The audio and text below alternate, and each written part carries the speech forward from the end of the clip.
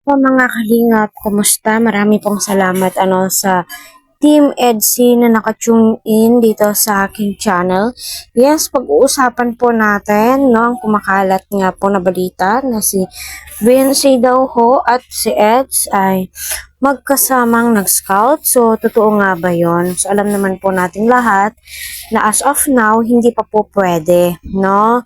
Bawal pa po sila mag-collab through sa YouTube channel ni Eds, 'di ba? Yun yung sinabi ni Eds sa kanyang live bilang respeto niya sa kanyang pinsan na si Kalinga Prab.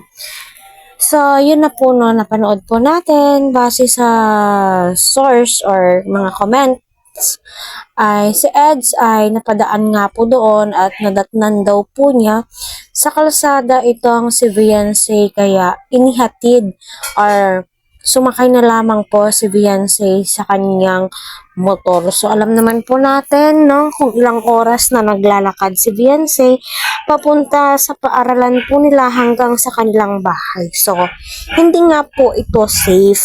So, totoo nga ba yung kumakalat na nag-i-scout na po sila?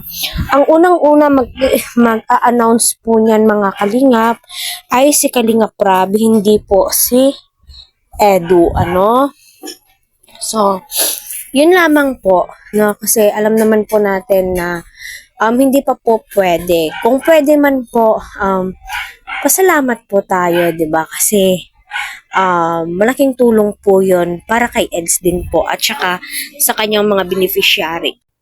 No, so ano po sa tingin po ninyo? So malaking tulong din po yung ginawa ni Edu para kay Viancy, para sa ganun ay nakita po natin kung paano po silang dalawa, kasi yun naman po talaga yung mga inaabangan po ng mga Kalingap supporters.